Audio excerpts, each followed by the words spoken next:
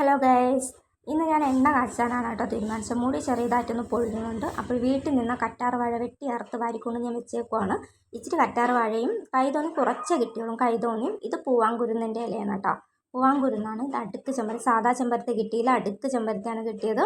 ഇത് കറിവേപ്പില, ഇത് നാടൻ കറിവേപ്പിലയാണ് കേട്ടോ. ഇച്ചിരി വാടിയെന്നേ ഉള്ളൂ. ഇത് നമ്മുടെ കീഴാർ നെല്ലിയാണ്. ഇതിനകത്ത് നോക്കിയാണ് ചെറിയ ചെറിയ കുഞ്ഞു കുഞ്ഞു നെല്ലിക്ക ഉണ്ട് ഇതിനകത്ത്, കണ്ടോ? ഇതുപോലെ കുഞ്ഞു കുഞ്ഞു നെല്ലിക്കയുണ്ട്.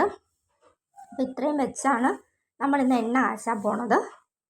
പിന്നെ അങ്ങറ്റത്ത് ഒരാളിങ്ങനെ ഇരിക്കുന്നുണ്ട്, നല്ല നീല കളറിൽ. ഇവനെ നമുക്ക് ഈ എണ്ണയിലോട്ട് ആവശ്യമില്ല. ഇവനെ ഞാൻ വെച്ചിരിക്കുന്ന ഒരു ബ്യൂട്ടി ടിപ്പ് ഉണ്ടാക്കാൻ വേണ്ടിയാണ്. അപ്പോൾ അത് ഉണ്ടാക്കുമ്പോൾ ഞാൻ വീഡിയോ അപ്ലോഡ് ചെയ്യാം കേട്ടോ. അപ്പോൾ ഇപ്പോൾ നമുക്ക് എണ്ണയുടെ പരിപാടിയിലോട്ട് പോവാം. ഇതാ എനിക്ക് അടുക്ക് ചെമ്പരത്തിയാണ് കിട്ടിയത് കേട്ടോ. കറിവേപ്പില, കീഴാർ നെല്ലി, പിന്നെന്താണ് കറ്റാർ വാഴ. ഇതാ പാൻ എടുത്ത് ഞാൻ വെച്ചു കേട്ടോ. പാൻ എടുത്ത് വെച്ചിട്ട് നന്നായി ഒന്ന് വെള്ളം, എനിക്ക് ഒരുപാട് വെളിച്ചെണ്ണ വേണ്ട കേട്ടോ, കുറച്ച് മതി. അതുകൊണ്ട് ഞാൻ കുറച്ചേ എടുത്തോളൂ. കാരണം ഒരുപാട് തല പൊത്തി, പണ്ടൊക്കെ സ്കൂളിൽ പഠിക്കുമ്പോഴൊക്കെ തല പൊത്തി എണ്ണ തേച്ചുകൊണ്ട് നടക്കുന്ന ആളാണ്. ഇപ്പം ഞങ്ങൾ അങ്ങനെ തേക്കില്ല, ചെറുതായിട്ട് ജസ്റ്റ് ഒന്ന് തേക്കേ ഉള്ളൂ.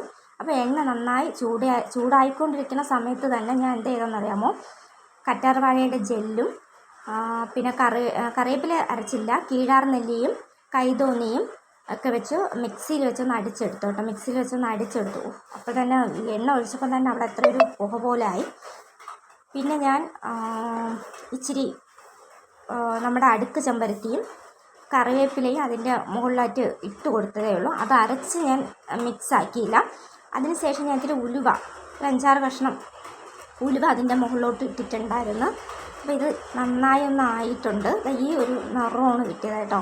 വലിയ നിറമൊന്നുമില്ല,